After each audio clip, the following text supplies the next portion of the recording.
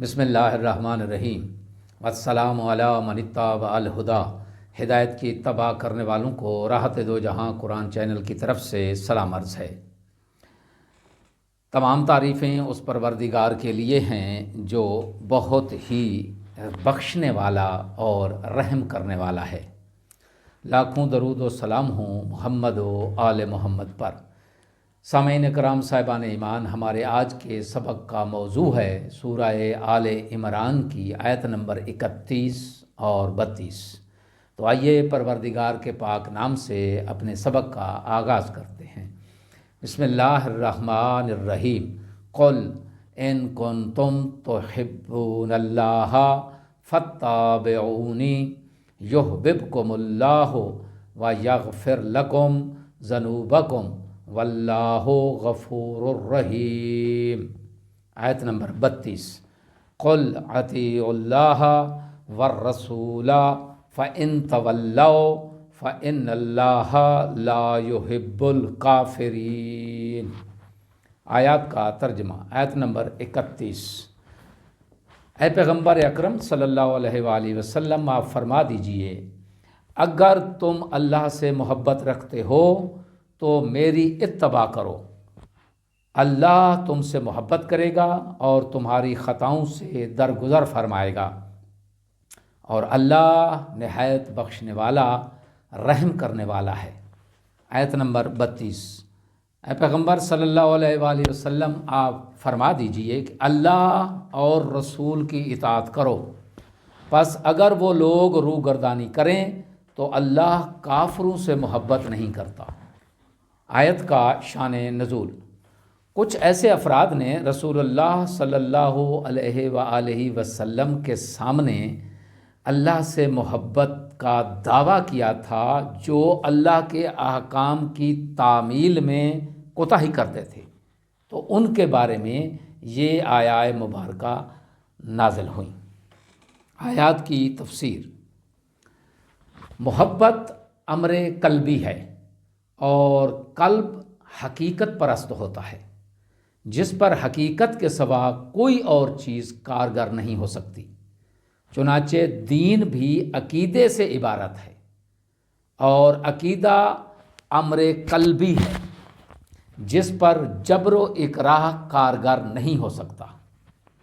امام جعفر صادق علیہ السلام سے مروی ہے، آپ نے فرمایا حل الدین الا الحب، کیا دین محبت کے علاوہ بھی کچھ ہے؟ سچی محبت وہ ہے جو محبوب کی ذات کے ساتھ ہو، کسی مفاد کے لالچ اور کسی سزا کے خوف سے محبت نہیں ہوتی۔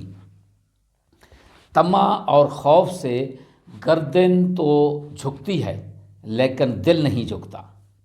اللہ کے سچے عاشق حضرت امیر المومنین علیہ السلام نے ارشاد فرمایا کہ اے میرے معبود، میں نے تیری جنت کے لالچ میں یا تیری جہنم کے خوف سے تیری عبادت نہیں کی، بلکہ میں نے تجھے عبادت کا اہل پایا تو تیری عبادت کی۔ سبحان اللہ۔ دیگر تمام عوامل سے قطع نظر صرف ذات سے محبت کا یہی انداز ہوتا ہے جو حضرت امیر المومنین علیہ السلام کا ہے۔ عوامل کون کون سے ہیں؟ اللہ سے محبت کا اصل محرک اللہ کی ذات ہے، یعنی اس ذات کا کمال اور کمال سے محبت ایک قدرتی امر ہوتا ہے، اور اس کے لیے شرط یہ ہے کہ کمال کا ادراک بھی ہو۔ اگر کسی کے کمال کی معرفت نہ ہو تو اس کے ساتھ محبت نہیں ہو سکتی۔ آثار۔ محبت اور عشق الہی کے آثار، ان کو ہم چند ایک جملوں میں آپ کی خدمت میں پیش کریں گے۔ پہلا جملہ یہ ہے کہ اتباع رسول صلی اللہ علیہ وآلہ وسلم۔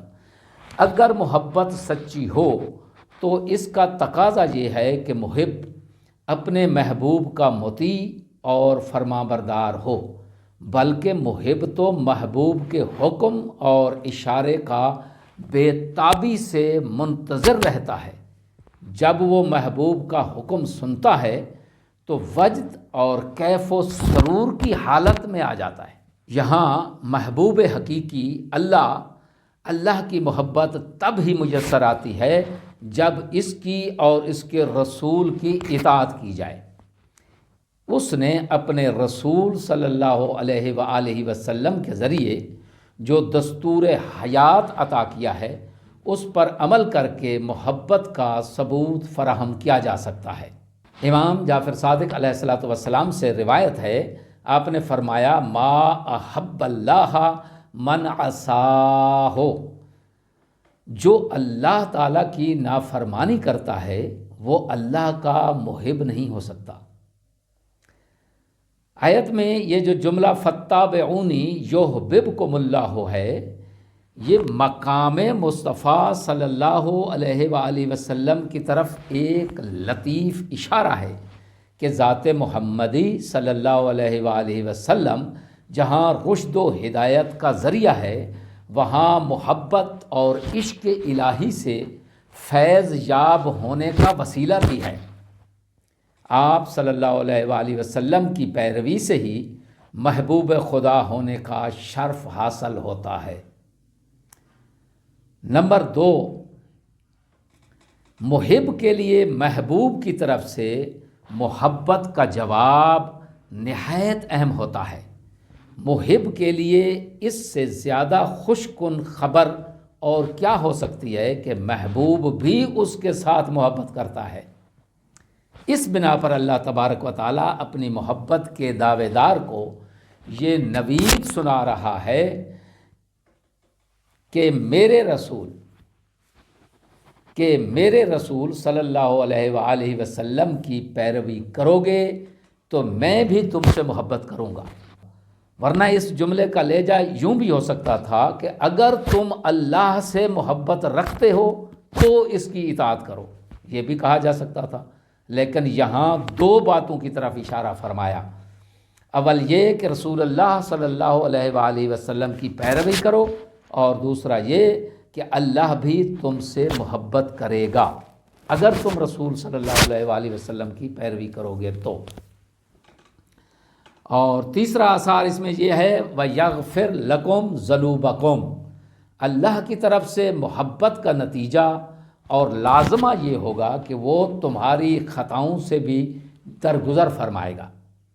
خلاصہ یہ ہے کہ اللہ سے محبت کا لازمہ اتباع رسول صلی اللہ علیہ وآلہ وسلم ہے، اور رسول اللہ کی اتباع کا لازمہ اللہ کی طرف سے محبت، اور اللہ کی محبت کا لازمہ اس کی طرف سے مغفرت اور درگزر ہے۔ اگلی آیت میں قل اطیعوا اللہ والرسول، دوبارہ صراحت کے ساتھ بیان فرمایا کہ اتباع کا مطلب اطاعت ہے، اور اطاعت کراہت کے مقابلے میں ہے۔ اطاعت